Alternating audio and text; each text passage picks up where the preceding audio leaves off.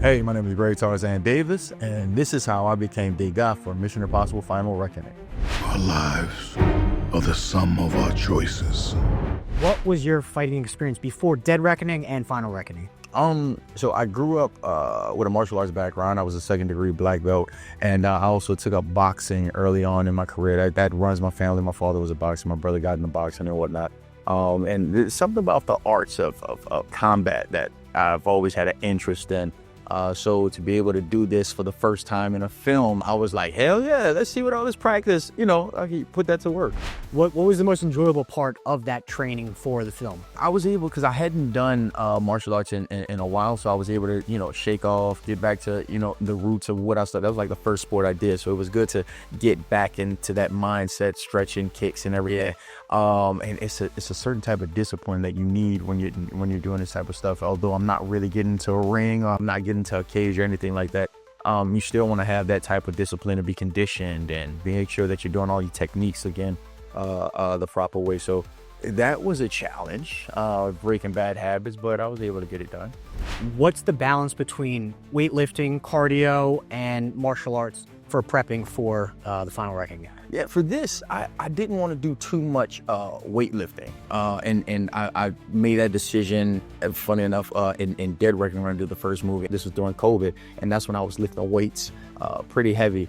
But we had stopped filming because we got shut down, and I think we were shut down for like 3 weeks. And I was like, you know what? I didn't have nothing to do, so I was pumping iron like crazy and whatnot. And when I came back to work, I couldn't fit my clothes, and it was like, what did you do? And it was because I was lifting weights, and I tend to bulk up pretty fast. So I laid off on the weights, and with this character, I didn't want him to be like, muscular, like huge, Broly and stuff. So I didn't do much weights. It was more so conditioning. So we did a lot of boxing, did a lot of kickboxing, a lot of running miles nonstop just to stay in shape, because these fight scenes do take a lot of energy out of you. How different was this training compared to Top Gun Maverick? The training for Top Gun Maverick, we were in F-18s, you know what I mean? So that was a completely different thing where I did lift a lot of weights for Top Gun. I wanted to make sure that I was like solid and strong, because you're trying to pull G's and, with your neck muscles and everything. I just want to be as solid as possible. So that required to do a lot of weightlifting. Hey, Coyote. Hey. This one required a lot of cardio, endurance. We're training for this film. What kind of cardio? Oh, so we did, boxing was the thing. So we would work, I want to say maybe 3 hours a day. So it wasn't like consecutive. We would probably do like an hour and a half, something, and then we'll probably do like another 45 minutes, and then I will probably do my own workout in the morning or after the workout. So we were working out 2 to 3 times a day in order to get in shape for this film. So that would boxing, running, a lot of body weight workouts. What surprised you most during your prep, either about you or Dega? I still got it, man. I still get, throw them hands. I can still kick those feet. I'm still flexible. I was surprised about that, because I don't. You thought you lost it? I thought I lost it. It's like riding a bike, I guess. I could do so we were I was working with Palm, and Palm is freaking, she's incredible. She's a badass. I don't know if I can say that, but she's a badass. I was like, you can't bleep that, because then you just minimize Palm. But she was doing these splits. So the whole time we're doing it, and our instructor, who was Ruda, our trainer, he's able to do splits too. So this entire time, it was like, yo, Tarzan, we gotta get you to doing splits so you can get your kicks higher and everything. So for the duration of it, that was my mission, should I choose to accept. I wish I didn't accept it, because that hurt. Was there a particular stunt that was challenging for you? I know how to fight. I know that the techniques of martial arts and everything, but it's different when it's on camera. You know what I mean? And it was breaking that habit of, the boxing style of how you will box if you were in a ring or if you were doing natural training, compared to when you're doing it on camera. It's certain techniques, certain movements that you have to do, as well as like tumbling and going through windows, and the way you fall and how you fake getting hit, and making sure you don't hit the person when you're so used to doing that.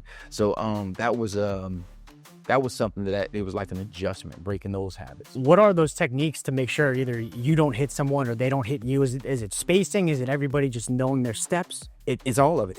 We have to. The camera's going to be a certain type of way. You need to know where the camera is because that would determine how the punch, how it looks like if it will connect or not. Sure. Spacing is a big thing. Make sure you don't hit. So you also have to judge while the other person is judging, and you don't want to be the person to freaking knock somebody. You hear so many stories about that, and I can only imagine how the co-stars feel about giving somebody a concussion. Let's get a little deep now. Oh, let's dig deep. Come on. How has playing Dega changed you as a person from the beginning of Dead Reckoning? Dega in the first film, we see him questioning. He has this strong moral compass, and he likes to do things, the right way. He has these values that he stands on, and then we see in the next one, we see him actually stand on those values and switch sides. And now he's working with the IMF with Ethan and the rest of the misfits.